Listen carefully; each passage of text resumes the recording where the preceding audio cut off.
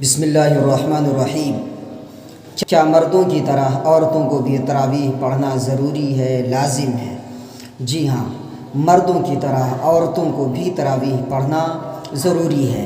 مرد حضرات اور عورتوں کی تراویح میں فرق ہے۔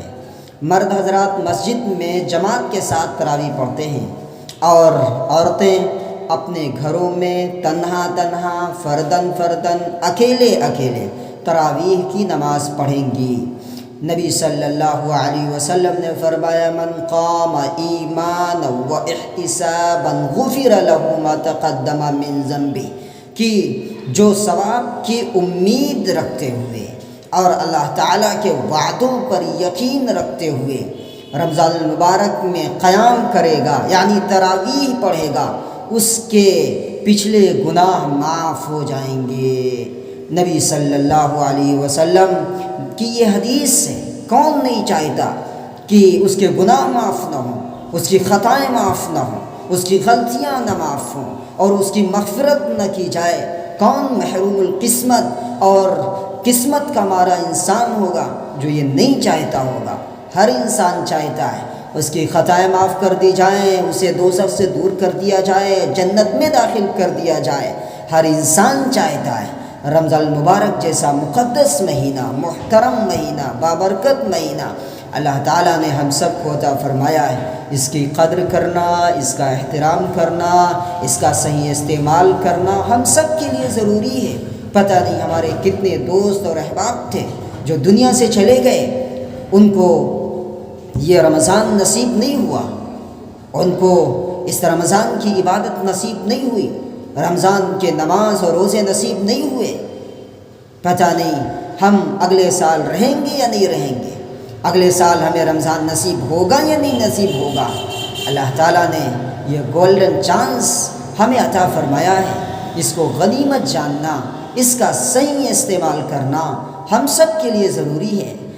اگر یہ وقت نکل جائے گا تو پھر ہم کچھ اگر کیے نہیں ہیں تو پچھتاوا ہوگا، پشیمانی ہوگی، افسوس ہوگا کہ ہائے افسوس، ہم نے رمضان المبارک کا مقدس مہینہ پایا اور اس میں ہم نے کوئی نیک اچھے عمل کیے نہیں، ہماری مغفرت نہیں ہوئی۔ نبی صلی اللہ علیہ وسلم نے منبر پر ایک بار تشریف لے گئے، پہلے زینے پر آپ نے قدم رکھا تو فرمایا آمین، پھر دوسرے زینے پر اسٹیئر پر قدم رکھا تو فرمایا آمین، پھر تیسرے پر بھی آپ نے یہی فرمایا آمین۔ تو صحابہ رضوان اللہ تعالی علیہم اجمعین نے بعد میں پوچھا، اے اللہ کے رسول، آپ کبھی ایسا نہیں فرماتے تھے، آپ کبھی ایسا نہیں کرتے تھے، کوئی خاص وجہ ہے، آپ نے ایسا کیوں کیا؟ کچھ تو بتلائیں۔ نبی صلی اللہ علیہ وسلم نے فرمایا کہ جبرائیل علیہ السلام جو فرشتوں کے سردار ہیں وہ آئے اور مجھ سے کہنے لگے کہ ہلاک ہو وہ شخص جس نے رمضان المبارک کا مقدس مہینہ پایا اور اس کی مغفرت نہ ہوئی، اللہ تعالیٰ کے یہاں اس کی معافی نہ ہوئی، اور ہلاک ہو وہ شخص جس نے بڑھاپے پہ ماں اور باپ کو پایا اور ان کی خدمت کر کے وہ جنت میں داخل نہ ہوا، اور ہلاک ہو وہ شخص جس کے سامنے میرا نام آئے اور پھر وہ مجھ پر درود نہ بھیجے۔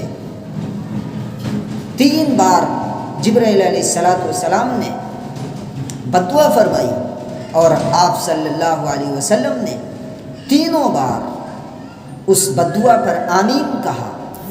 مقرب فرشتہ، فرشتوں کا سردار جبرائیل علیہ السلام بددعا دے رہے ہیں، اور نبیوں کا سردار شفیع المذنبین سید الاولین والآخرین تاجدار بطحہ محمد مصطفیٰ صلی اللہ علیہ وسلم اس بددعا پر آمین کہہ رہے ہیں۔ کیا اس کے قبول ہونے میں کوئی شک ہو سکتا ہے؟ کیا کوئی ڈاؤٹ ہو سکتا ہے کہ اللہ کے یہاں قبول نہیں ہوگی؟ یقیناً 100% جب نبی کوئی دعا یا بددعا کرے اللہ اس کی آواز سنتا ہے۔ جبرائیل علیہ السلام جو فرشتوں کے سردار ہیں، معصوم عن الخطا ہیں، ان سے غلطیاں نہیں ہوتی، گناہ نہیں ہوتے، معصیت نہیں ہوتی، انہوں نے بددعا کی ہے، کیا اللہ کے یہاں قبول نہیں ہوگی؟ اس لیے رمضان المبارک کے مقدس مہینے کا احترام کریں اور جتنا ہو سکے اس رمضان المبارک میں قرآن پڑھیں، ذکر و دعا کریں، نفل نماز پڑھیں۔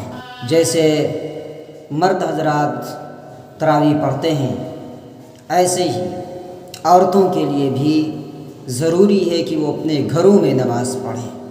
مردوں کی تراویح اور عورتوں کی تراویح میں یہ فرق ہے کہ مرد حضرات مسجد میں پڑھتے ہیں اور ہماری مائیں اور بہنیں اپنے اپنے گھروں میں فردن فردن یعنی اکیلے اکیلے تراویح کی نماز پڑھیں گی۔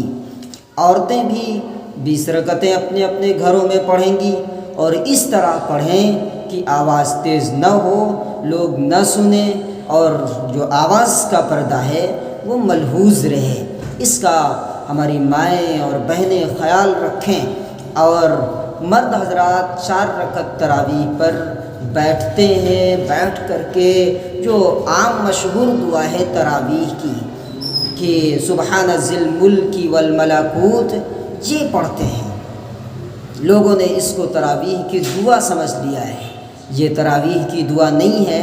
نبی صلی اللہ علیہ وسلم کے زمانے میں یا اس کے بعد کے دور میں 4 رکعت کے بعد دوسری 4 رکعت سے پہلے بیچ کا جو وقفہ ہوتا تھا، گیپ ہوتا تھا، اتنا ہوتا تھا کہ کچھ حضرات طواف کر لیتے تھے اور نفل نماز پڑھ لیتے تھے، اتنا گیپ ہوتا تھا۔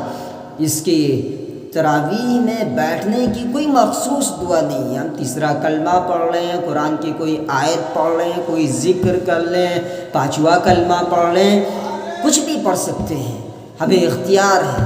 لیکن سبحان ذی الملک والملکوت کو بھی پڑھ سکتے ہیں۔ اس کو تراویح کی دعا خاص نہ سمجھا جائے کہ یہ خاص تراویح کے لیے دعا ہے۔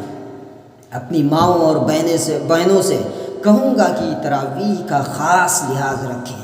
یہ ہمارے سماج میں اور معاشرے میں ماحول بن گیا ہے کہ مردوں کے لیے تراویح کو ہم ضروری سمجھتے ہیں، لیکن عورتوں کی جب بات آتی ہے، ماؤں اور بہنوں کی بات آتی ہے، تو نہ مرد حضرات عورتوں کو ترغیب کرتے ہیں اور ان کو صحیح دین پہنچاتے ہیں اور بتلاتے ہیں، اور نہ ہماری مائیں اور بہنیں تراویح کا اہتمام کرتی ہیں، نہ اس بارے میں کوئی بات معلوم کرتی ہیں جو انہیں نہیں معلوم ہے، نہ کوئی مسئلہ معلوم کرتی ہیں۔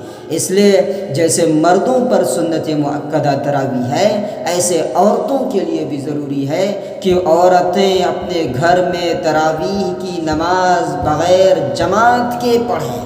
بعض عورتیں کسی امام کو بلا لیتی ہیں اور اس سے نماز پڑھواتی ہیں اور وہ اس کے پیچھے نماز پڑھتی ہیں۔ عورتوں کے لیے جماعت سے نماز پڑھنا مکروہ تحریمی علماء نے لکھا ہے۔ ان کے لیے بہتر یہی ہے کہ فردن فردن نماز پڑھی جائے، اور تراویح میں جو غیر محرم امام ہے اس کے پیچھے تراویح پڑھنا بالکل غلط ہے، فتنے کا قوی اندیشہ ہے۔ اگر کوئی محرم امام ہے، بیٹا ہے یا اسی طریقے سے شوہر نماز پڑھا رہا ہے، تو اس کی بیوی اور اس کے گھر کی جو محرم خواتین ہیں وہ اس کے پیچھے پڑھ سکتی ہیں، یا ان محرم خواتین کے ساتھ اگر کچھ نامحرم خواتین بھی آ جائیں تب بھی گنجائش ہے، لیکن سراسر غیر محرم کے پیچھے تراویح پڑھنا کسی بھی صورت سے درست نہیں ہے، نہیں پڑھنا چاہیے، فتنے کا قوی اندیشہ ہے۔ اس لیے عورتوں کے لیے بہتر یہ ہے کہ وہ فردن فردن تنہا اکیلے اکیلے گھروں میں اپنے نماز پڑھیں۔ اور تراویح میں علم تری کیف فعل ربک یعنی سورۃ الفیل سے سورۃ الناس تک اپنے گھروں میں عورتیں پڑھیں۔ جیسے مرد حضرات کی جب پورے قرآن کی تراویح مکمل ہو جاتی ہے تو وہ علم تری کیف پڑھتے ہیں۔